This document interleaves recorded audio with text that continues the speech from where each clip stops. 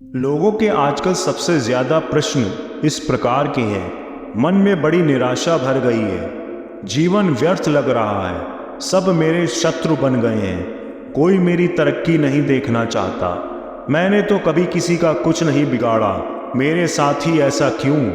ऐसे प्रश्नों के उत्तर आपको स्वयं से मांगने चाहिए। जीवन में नकारात्मकता आना स्वाभाविक है। हमारा परिवेश, हमारा भोजन, हमारे पास विद्यमान शक्तियाँ और परलौकिक शक्तियाँ सभी के प्रभाव के कारण ऐसी भावनाएं आती हैं। इसको लेकर बहुत चिंतित होने की बजाय स्वयं से प्रश्न करना चाहिए। घर में यदि कचरा आ जाए तो सिर्फ चिंता करने से वह साफ नहीं होगा, बल्कि झाड़ू मारने से होगा। जीवन में सकारात्मक विचारों को ज़्यादा से ज़्यादा स्थान देने के निश्चय के साथ शुरुआत करें। समय सुखद मोड़ लेने लगेगा। इसमें ही मैं यहाँ कोई और आपकी सहायता कर सकता है। एक कथा सुनाता हूँ, जीवन को देखने के नज़रिए से जुड़ी है। आपने शायद पहले भी पढ़ सुन रखा हो, पर सकारात्मक चीज़ों को जितना दोहराएं उतना अच्छा। चलिए पहले देखते हैं कथा, फिर निष्कर्ष पर भी बात करेंगे। कुछ लाभ दिखे तो दूसरों को भी प्रेरित करिए, नहीं तो कथा समझकर भूल जाए। एक गुरुकुल के आचार्य अपने शिष्य की सेवा से बहुत प्रभावित हुए। विद्या पूरी होने के बाद जब शिष्य विदा होने लगा तो गुरु ने उसे आशीर्वाद के रूप में एक दर्पण दिया।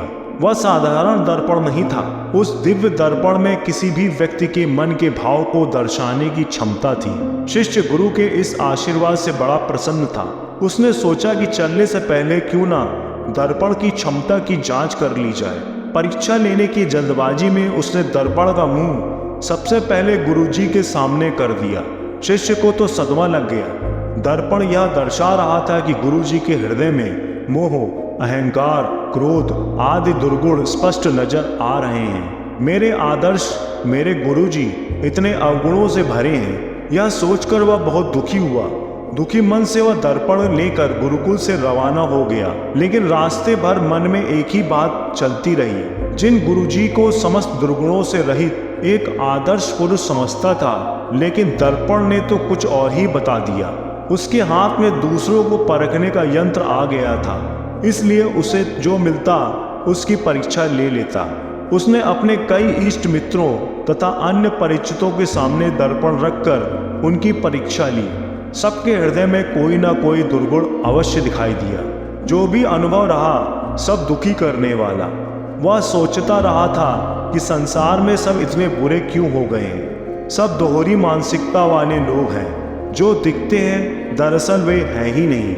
इन्हीं निराशा से भरे विचारों में डूबा दुखी मन से वह किसी तरह घर तक पहुंच गया। उसे अपने माता पिता का ध्यान आया। उसके पिता की तो समाज में बड़ी प्रतिष्ठा है, उसकी माता को तो लोग साक्षात देवतुल्य ही कहते हैं। इनकी परीक्षा की जाए।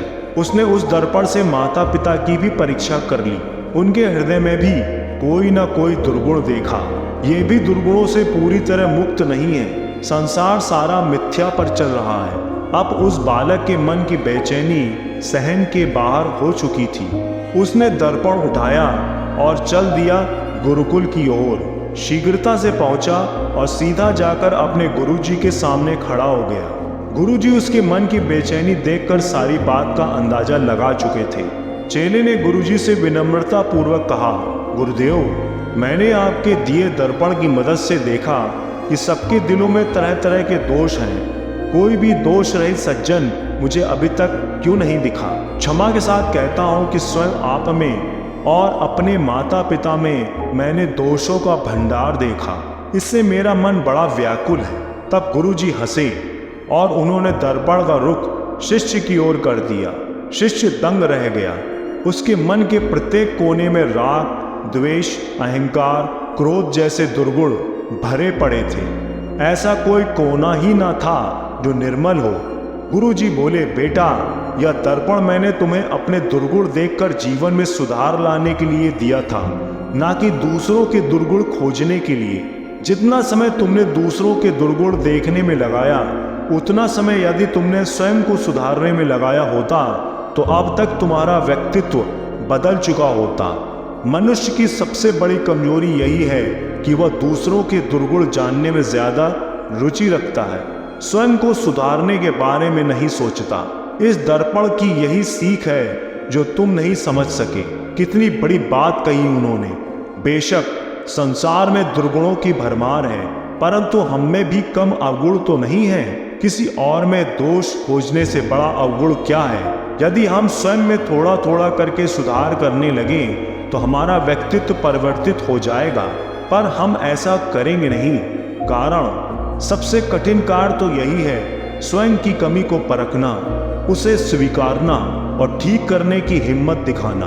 हम अपनी कमियों को ढकने के लिए कैसे कैसे बनावटी सहारे लेते हैं। अपने अंदर आई हर कमी के लिए दूसरों को दोषी मानने लगते हैं। मैंने यह काम इसलिए किया क्योंकि उसने मुझसे ऐसा करा। मेरे अंदर यह बुराई इसलिए क्योंकि इसी बुराई से मैं दूसरे पर हावी हो रहा हूँ। उसने यह न किया होता तो मैं ये ना होता।